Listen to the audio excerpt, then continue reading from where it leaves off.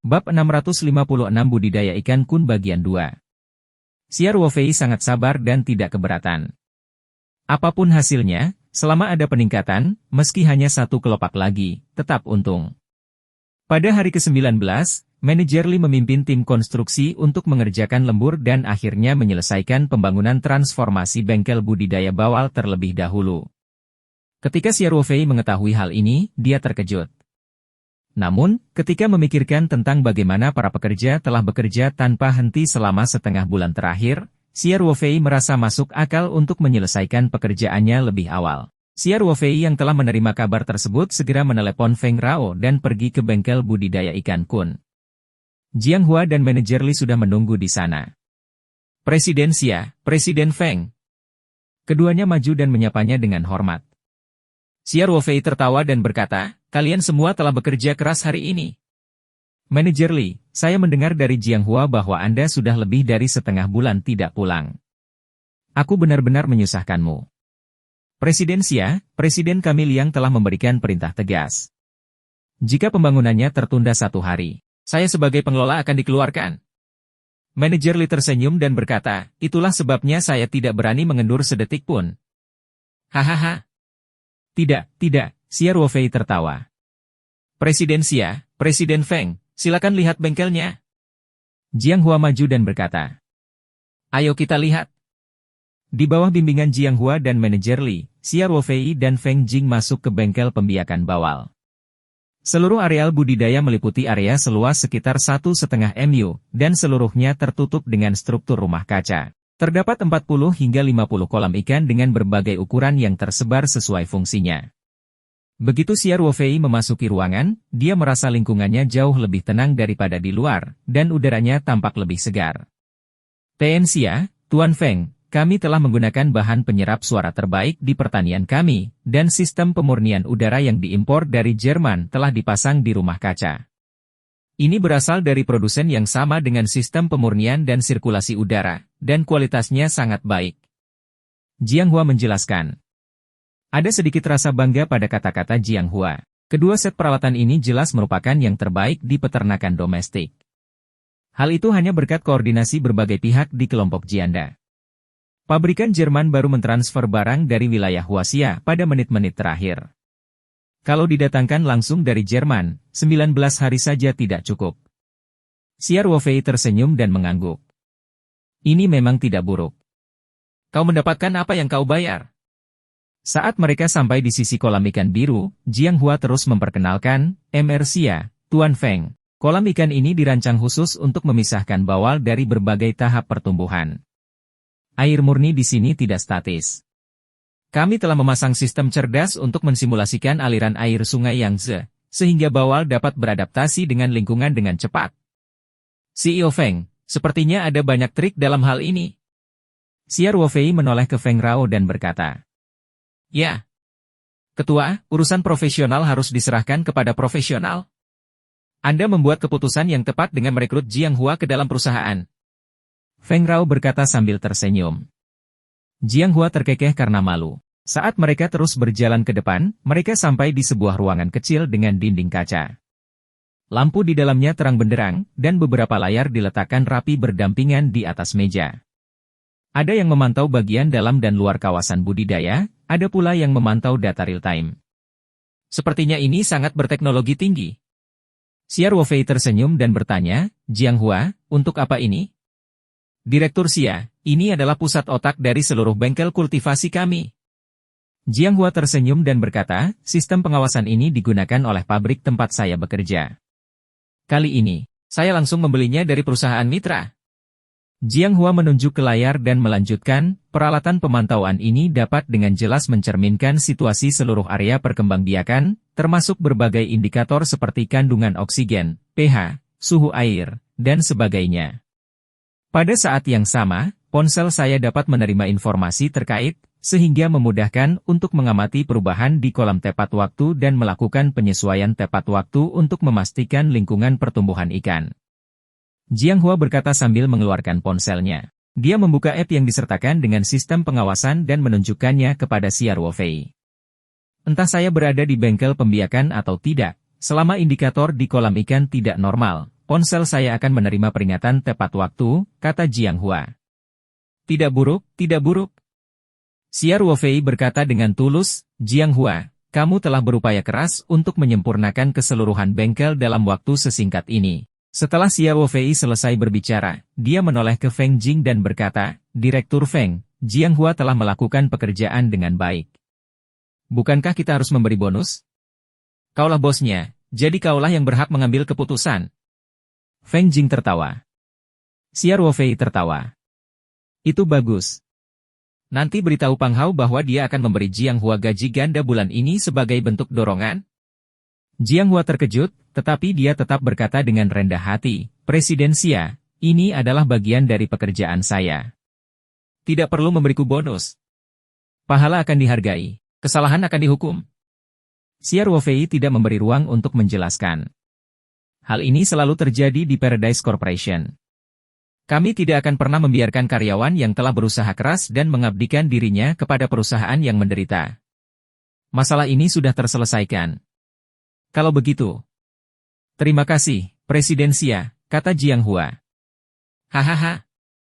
Tidak perlu berterima kasih padaku, ini yang pantas kamu dapatkan. Xia Ruofei menepuk bahu Jiang Hua dan berkata, Anda memiliki keterampilan dan pengalaman manajemen. Tetaplah di perusahaan kami. Selama Anda mencurahkan hati dan jiwa Anda ke dalam pekerjaan Anda akan mendapatkan perawatan yang lebih baik di masa depan. Bab 657 Budidaya Ikan Kun bagian 3. Ya, Presiden Xia. Jiang Hua berkata, Direktur Xia, tidak masalah apakah kami memberikan bonus atau tidak. Yang lebih saya khawatirkan adalah, kapan ikan kita akan tiba? Jiang Hua sangat ambisius sekarang dan ingin memamerkan keahliannya dengan cepat. Apakah bengkel budidaya sudah siap? Xia Ruofei bertanya sambil tersenyum. Jiang Hua membusungkan dadanya dan berkata, Direktur Xia, semuanya sudah siap. Saat ini, semua sistem telah dikalibrasi ke kondisi terbaik. Parameter indeks kolam ikan juga sepenuhnya memenuhi persyaratan. Selain itu, perusahaan juga merekrut 10 pekerja untuk bengkel budidaya beberapa hari lalu. Saya sudah melakukan pelatihan pendahuluan untuk mereka, dan mereka dapat mulai bekerja kapan saja. Xia Ruofei berkata dengan gembira, bagus sekali. Bersiaplah untuk menerima ikannya. Direktur Xia, apakah ikannya akan segera dikirim? Jiang Hua bertanya dengan heran. Xia Ruofei mendengus. Saya sudah menghubungi benih itu. Mereka hanya menunggumu. Lalu tunggu apa lagi? Cepat bawa aku untuk mengangkut ikannya. Jiang Hua berkata dengan tidak sabar. Kamu tidak perlu khawatir tentang ini. Xia Ruofei tertawa. Kamu hanya perlu membawa pekerja untuk membuat kekacauan ini. Saya jamin Anda akan melihat bayi ikan sebelum tengah hari. Ya. Jiang Hua berkata dengan penuh semangat. Hari ini adalah hari di mana proyek tersebut diterima. Xia Ruofei kemudian memesan Feng Jing untuk mengatur Departemen Keuangan untuk menyelesaikan rekening akhir sesegera mungkin dan melunasi sisa pembayaran. Xia Ruofei tidak pernah ragu dalam aspek ini. Selama tidak ada masalah dengan kualitas proyek, dia akan membayar tepat waktu. Setelah berterima kasih kepada manajer Li sekali lagi, Xia Ruofei mengemudikan truk pickup menjauh dari pertanian. Di bagian belakang truk pickup, terdapat beberapa kotak berukuran plastik besar. Jiang Hua secara khusus menyiapkannya untuk Xia Ruofei untuk mengangkut ikan. Kotak-kotak ini sangat tebal, dapat bernapas dan kedap suara, yang secara efektif dapat mengurangi hilangnya bawal selama proses transportasi. Xia Ruofei pergi ke gudang yang disewanya di kota. Dia memindahkan kotak-kotak itu ke dalam gudang, dengan hati-hati mengunci pintu dan jendela, dan mengeluarkan lukisan roh. Sambil berpikir, Xia Ruofei memasuki ruangan. Dia tidak pergi ke ruang aslinya untuk mengganggu Xia Qing. Sebaliknya, dia pergi ke sungai di ruang baru. Xia Ruofei pertama-tama mengisi beberapa kotak besar dengan air di tepi sungai. Udara di sungai dan kolam roh luar angkasa berasal dari sumber yang sama. Bahkan udara murni berlapis-lapis di bengkel budidaya tidak dapat dibandingkan dengan mereka. Kemudian, sambil berpikir, kekuatan pikiran Xia Ruofei dengan cepat menyebar dan menutupi seluruh sungai. Situasi setiap ikan salamander di sungai memasuki pikiran Xia Ruofei. Sambil berpikir, kekuatan spasial tak kasat mata dengan membungkus ikan kun dengan lembut dan perlahan membawanya ke permukaan sungai. Kekuatan tak kasat mata ini sangat lembut, dan ikan Rei tidak menyadarinya sama sekali. Ia terus berenang di area kecil. Ada ratusan bola udara yang mengapung di atas sungai, dan setiap bola udara terdapat ikan salamander di dalamnya. Itu adalah pemandangan yang indah. Kemudian, bola udara perlahan melayang menuju Xiao Ruofei dan berkumpul di salah satu kotak plastik besar. Mereka perlahan tenggelam ke dalam udara. Tidak ada getaran selama seluruh proses dan sinar bahkan tidak menyadari bahwa lingkungannya telah berubah. Xiao Ruofei melakukan hal yang sama dan dengan cepat memilih 1000 bayi kun. Dalam 20 hari terakhir, kedua bayi kun telah bertelur lagi. Xiao Ruofei membiarkan bayi kun tumbuh hingga ukuran tertentu di ruang aslinya sebelum memindahkannya ke ruang baru sungai. Setelah beberapa saat, Xiao Ruofei keluar dari gudang. Di bagian belakang mobil, ada beberapa kotak plastik besar yang berisi 1000 ikan salamander setinggi langit. Bab 658, Jianghua yang terkejut. Ketika truk pikap kembali ke peternakan, Jianghua dan karyawan bawal sangat menantikannya. Feng Jing, Pang Hao, Lei Hu, dan yang lainnya juga telah meletakkan pekerjaan mereka dan datang ke pintu masuk bengkel budidaya. Begitu mobil Xiao Ruofei berhenti, semua orang berkumpul. Menghadapi mata Jianghua yang penuh harap, Xiao Ruofei tersenyum dan berkata, 1000 bayi ikan gelombang pertama telah dikirimkan. Jianghua sangat gembira dan segera menyapa, semuanya, datang dan pindahkan dengan cepat. Hati-hati jangan sampai mengocoknya. Kalau tidak, ikan di dalamnya akan ketakutan dan mungkin mati. Xiao Ruofei pergantian tangan. Jangan bergerak. Jangan bergerak.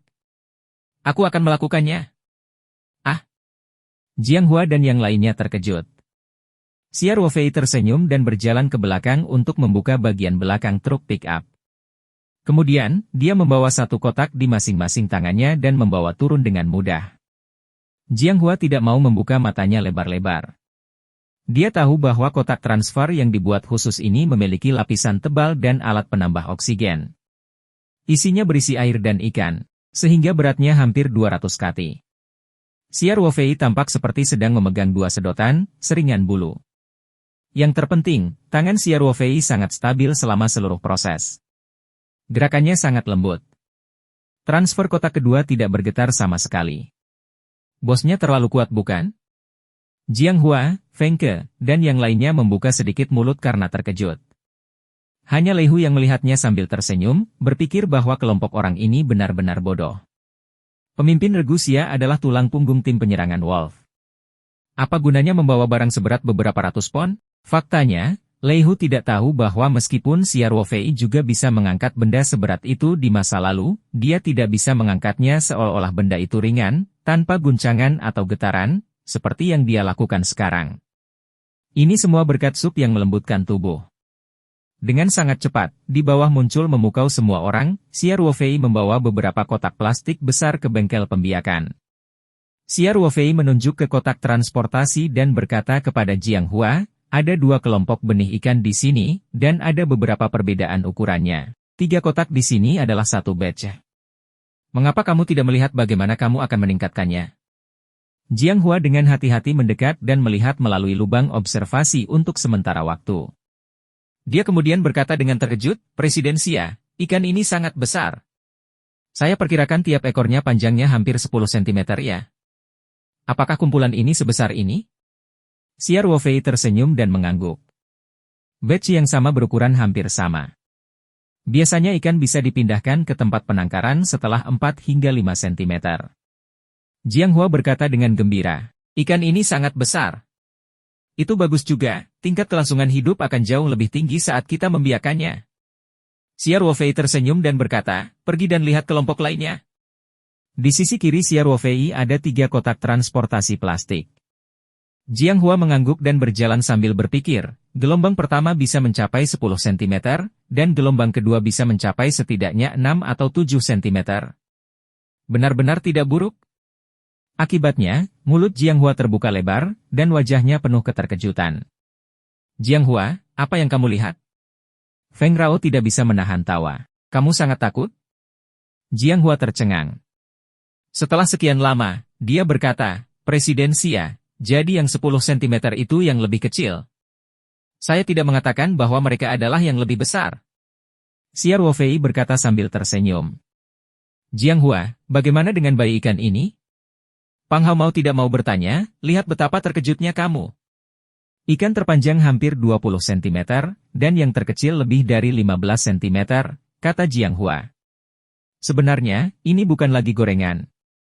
Direktur Xia, saya sangat mengagumi Anda karena dapat menemukan gorengan sebesar itu. Ini tidak murah, kan? Xia Ruofei tersenyum.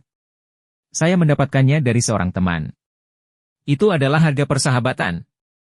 Karena Xia Ruofei tidak mengatakan apapun, Jiang Hua bersikap bijaksana dan tidak bertanya lebih jauh. Ia segera menata 4 kolam ikan sesuai dengan ukuran bayi ular laut berbisa itu. 3 di antaranya digunakan untuk membiarkan bayi ular berbisa dalam jumlah besar, sedangkan bayi ular berbisa berukuran sekitar 10 cm dikonsentrasikan dalam 1 kolam ikan. Karena mereka sudah berada di bengkel pembiakan, Xia Ruofei tidak perlu melakukannya sendiri. Jiang Hua dan para pekerjanya dengan hati-hati membawa kotak itu ke sisi kolam ikan dan perlahan-lahan memasukkannya ke dalamnya.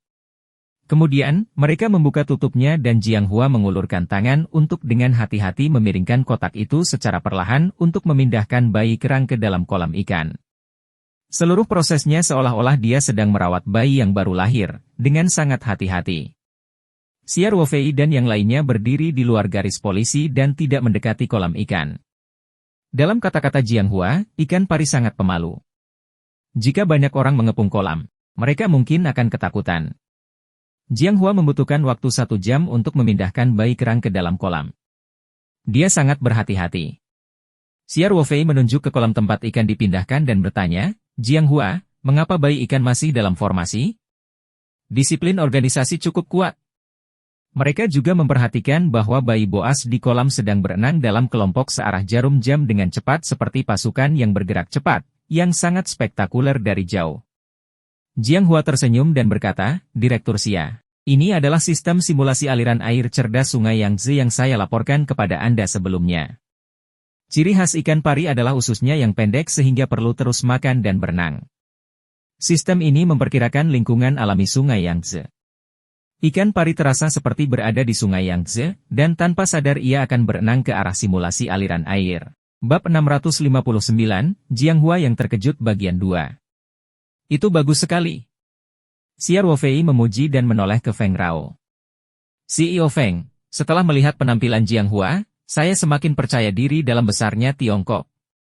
Apakah kamu mencoba mengatakan bahwa kamu memiliki minat yang bagus terhadap bakat? Feng Rao mendengus. Hahaha. Xia Ruofei tertawa. Jangan mencoba mendapatkan idola pribadi. Wajah Feng Rao sedikit memerah saat dia menyeringai dan berkata, siapa yang memujamu?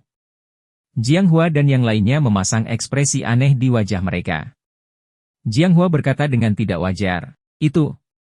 CEO Xia, CEO Feng, saya akan pergi dan menangkap ikan yang memutih agar tidak mempengaruhi ikan lainnya. Dengan itu, dia lari dengan tas jaring. Pang Hao dan yang lainnya juga mengucapkan selamat tinggal dan pergi. Para pekerja berpura-pura sibuk dan berpencar, terlepas dari apakah mereka punya pekerjaan atau tidak. Xia Ruofei memandang Feng Jing dengan canggung. Bukankah dia hanya bercanda? Ada apa dengan ekspresimu? Bukankah pikirannya terlalu kotor? Feng Rao tersipu dan menatap Xia Ruofei. Saat dia ingin mencari alasan untuk pergi, dia mendengar seruan lembut Jiang Hua. Xia Ruofei dan Feng Rao saling berpandangan dan segera berjalan mendekat. Karena mereka sudah dekat dengan kolam, Xia Ruofei tidak berani meninggikan suaranya. Dia bertanya dengan suara rendah, Jiang Hua, ada apa? Jiang Hua terkejut dan berkata, Direktur Xia, tingkat kelangsungan hidup ikan Anda terlalu tinggi. Hanya ada 1 ikan di kolam ini yang memutih, dan hanya ada 3 ikan di kolam lainnya. Jiang Hua telah berkecimpung dalam pekerjaan ini selama bertahun-tahun. Setiap kali ikan muda diangkut atau ikan dewasa ditangkap, mereka harus sangat berhati-hati. Ikan bawal sangat pemalu. Di masa lalu, ketika beberapa peternak memeliharanya di tempat terbuka, mereka biasanya mengubah ratusan ekornya menjadi putih hanya dengan 1 guntur. Dalam proses pengangkutan ikan, karena perjalanan yang terjadi dan sebab lainnya, tingkat kelangsungan hidup ikan akan sangat baik jika dapat mencapai sekitar 90%. Jiang Hua belum pernah mendengar tentang gorengan sekecil itu yang hanya bisa memutih dari 1000. Xia Ruofei tidak terkejut sama sekali. Ini adalah bayi salamander yang telah lahir dan hidup di peta roh dalam waktu yang lama. Hanya semangat Qi yang mereka serap selama periode waktu ini telah membuat tubuh mereka jauh lebih kuat daripada ikan kerang biasa. Namun, setelah penjelasan Jiang Hua, Feng Rao sangat terkejut. Dia tidak bisa menahan diri untuk tidak melihat ke arah Xia Ruofei beberapa kali lagi. Ia merasa ketua ini sepertinya mampu menunjukkan kemampuan luar biasa dari waktu ke waktu. Bayangan Xia Ruofei di matanya menjadi semakin misterius. Bagaimanapun, setelah bertemunya Jiang Hua, sedikit rasa malu menghilang. Namun, Jiang Hua ditakdirkan untuk terkejut lagi dan lagi hari ini. Dia dengan hati-hati mengambil ikan yang telah memutih dan tidak bisa menahan teriakan kaget setelah melihatnya. Kemudian, dia membuang jaringnya dan mengambil bangkai ikan yang keluar dari air dan melihatnya lama sekali. Jiang Hua, ada apa kali ini? Feng Rao mau tidak mau bertanya. Jiang Hua menutup telinga terhadap kata-katanya. Dia mengambil beberapa ikan kun lain yang sudah memutih dan sekarang memandanginya. Jiang Hua baru sadar setelah Feng Rao meneleponnya beberapa kali. Namun, dia sedang tidak berminat menjawab Feng Jing. Dia menatap Xia Ruofei dengan kaget dan bertanya, Presiden Xia. Ini. Bukankah ini tempat bertengger Tiongkok di Amerika Serikat? Kalau tidak salah, ini ikan salamander sungai yang asli? Xia Ruofei tersenyum dan berkata, ya. Saya tidak mengatakan bahwa kita akan membiarkan ikan pari Amerika Serikat. Apakah ada masalah? Hati Jiang Hua seperti gelombang yang bergejolak, dan kegembiraannya meluap dalam kata-katanya. Dia tergagap, Presiden Xia, apakah ini benar-benar tempat bertengger Tiongkok? Saat ini, sebagian besar ikan bawal Cina, atau seluruh ikan bawal Cina, diimpor dari Amerika Serikat. Alasannya sederhana, ikan bawal Cina di Sungai Yangtze hampir punah lebih dari 1 dekade lalu. Meski merupakan spesies yang sama dan bahkan memiliki struktur DNA yang mirip, nyatanya baik dari segi rasa maupun kesegarannya, bawal Amerika Serikat tidak bisa dibandingkan dengan bawal liar Sungai Yangtze yang asli. Saat ini, tidak ada ikan tenggeran Cina dalam jumlah besar di pasaran. Harga ikan penyengat Amerika Serikat yang dibudidayakan sangat mahal. Paling mahal, harganya lebih dari 2.000 yuan per 500 gram. Belakangan, seiring bertambahnya jumlah petani, harganya pun turun, namun setidaknya masih beberapa ratus yuan per 500 gram. Itu adalah harga ikan tenggeran Amerika Serikat. Jika itu adalah tempat bertengger asli Tiongkok, maka itu akan sangat berharga meskipun harganya 10 kali lebih mahal. Tidak heran Jiang Hua sangat terkejut. Xia Ruofei tersenyum dan mengangguk. Saya yakin bayi ikan ini adalah ikan bertengger Tiongkok paling asli, dan mereka dibiarkan di lingkungan liar buatan. Ya Tuhan! Ini sungguh sulit dipercaya. Bibir Jiang Hua bergetar saat dia berbicara. Jiang Hua, apakah ada perbedaan besar antara tempat bertengger di Tiongkok dan tempat bertengger di Amerika? Feng Rao bertanya dengan rasa ingin tahu. Jiang Hua menjawab tanpa ragu-ragu, yang satu adalah surga dan yang lainnya adalah bumi. Ikan tenggeran Tiongkok merupakan makanan lezat yang tidak dapat dibeli dengan uang, namun ikan tenggeran Amerika Serikat telah berhasil diimpor dan dapat dibudidayakan dalam skala besar. Perkiraan konservatif adalah perbedaan harga 10 kali lipat. Mata indah Feng Rao tidak bisa menahan ekspresi terkejut. Mulutnya yang seperti ceri sedikit menganga dan tidak bisa menutup untuk waktu yang lama. Jika perbedaannya 10 kali lipat, itu berarti beberapa ribu yuan per kati. Jika 1000 ikan tumbuh menjadi 2 atau 3 kati, jumlahnya 10 hingga 20 juta yuan. Bab 660, Jiang Hua yang terkejut bagian 3. Ini gelombang baru pertama, dan dia sudah dapat memulihkan semua biaya investasinya. Xia Ruofei mendengus. Jiang Hua, ini bukan sinar Amerika Serikat yang kamu kenal. Apakah Anda memiliki kepercayaan diri untuk merawat mereka? Jiang Hua ragu-ragu sejenak, lalu segera membusungkan dadanya dan berkata, Presiden Xia, tidak masalah. Padahal, cara pembiakan ikan bawal Amerika didasarkan pada kebiasaan ikan bawal Cina di Sungai Yangtze, agar bisa beradaptasi dengan lingkungan air tawar. Saya akan memperhatikan ikan kerang selama proses pembiakannya. Saya yakin bisa membuat mereka tumbuh dengan sehat. Xia Ruofei tersenyum dan mengangguk. Aku memberikannya padamu. Setiap ikan bernilai ribuan emas. Selama Anda melakukan yang terbaik, saya tidak akan menyalahkan Anda jika terjadi sesuatu. Ikan salamander Yangtze sangat berharga di mata Jiang Hua, tapi tidak berarti apa-apa bagi Xia Ruofei. Selama ruang Petaroh ada di sana, akan ada aliran ikan yang tak ada habisnya. Jika bukan untuk tujuan persembunyian, Xia Ruofei bahkan tidak perlu membangun bengkel pembiakan ini. Sungai di ruang baru itu cukup untuk memungkinkan burung Tiongkok berkembang biak dan tumbuh dengan cepat. Saya akan melakukan yang terbaik untuk memastikan tingkat kelangsungan hidup ikan kun ini, Direktur Xia, Jianghua mengangguk. Saya jamin ikan ini bisa ditangkap dan dijual dalam setahun. Xia Ruofei mengangguk dan berkata, ini hanya ikan pertama. Saya melihat banyak kolam ikan di sini yang masih kosong. Saya akan segera menghubungi mereka dan mengirim lebih banyak ikan. Dipahami? Jianghua berkata dengan penuh semangat. Setelah mengetahui bahwa bayi ikan ini adalah ikan tenggeran asli Tiongkok, Jianghua merasakan banyak tekanan. Namun, dia lebih termotivasi. Dia sangat ambisius sekarang. Xia Ruofei tinggal di bengkel pembiakan bawal untuk sementara waktu. Melihat Jianghua telah mengatur segalanya dengan tertib dan sekarang sibuk memasukkan umpan pertama, dia pergi dengan pikiran tenang. Xia Ruofei dan Feng Rao sedang berjalan di jalan menuju pertanian. Feng Rao berpikir dan berkata, Ketua, prosedur pendaftaran dan persetujuan untuk perusahaan farmasi telah selesai. Pekerjaan menyalakan gelombang pertama pada dasarnya juga telah selesai. Saat ini, Sui Jinshan untuk sementara waktu bertanggung jawab atas lembaga penelitian. Dia memimpin tim untuk menangani dokumen dan bahan yang relevan untuk persetujuan obat baru tersebut. Xia Ruofei mengangguk dan berkata, saya tahu. Bos Feng, jika Anda mengalami kesulitan, segera beritahu saya. Saya akan bertanggung jawab untuk mengordinasikannya. Feng Rao berkata, Sui Jinshan mengatakan bahwa setelah tes obat skala kecil ini berakhir dan hasil tes tersebut dimasukkan ke dalam laporan persetujuan obat baru, dia akan mulai menjalankan prosedur persetujuan. Apakah mereka pernah mempelajari kebijakan tersebut? Xia Ruofei bertanya, apakah obat baru kita berada dalam cakupan memperpendek proses persetujuan? Sui Jinshan mengatakan, sesuai peraturan, pengobatan Tiongkok kami dapat langsung diterapkan ke Badan Pengawas Obat Negara dan juga dilaporkan ke Badan Pengawas Obat Provinsi pada saat yang bersamaan, kata Feng Rao. Namun, tinjauan pertama akan tetap dilakukan oleh Badan Pengawas Obat Provinsi. Jadi, menurut saya, jika Anda punya kenalan pemimpin di provinsi ini, sebaiknya kunjungi mereka.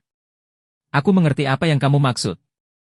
Xia Ruofei tersenyum dan berkata, CEO Feng, tolong ingatkan saya ketika Sui Jinshan dan yang lainnya memiliki draft pertama laporan tersebut. Saya akan pergi dan berkoordinasi dengan pemerintah provinsi. Baiklah. Feng Rao berkata dengan gembira. Dia samar-samar tahu bahwa Xia Ruofei memiliki hubungan dekat dengan Tian Huilan, pemimpin tempat Wu Liqian pernah bekerja. Jadi dia dengan bijaksana mengingatkannya. Feng Jing tahu betul bahwa dalam masyarakat seperti ini, hal yang sama, meskipun sepenuhnya sejalan dengan peraturan dan kebijakan, dapat memberikan hasil yang sangat berbeda jika seorang pemimpin dengan otoritas yang cukup menyambutnya. Setelah diskusi persetujuan obat baru tersebut, Feng Jing tiba-tiba memikirkan sesuatu dan dengan cepat berkata, ngomong-ngomong, Ketua, ada sesuatu yang ingin saya laporkan kepada Anda. Ini juga tentang perusahaan farmasi.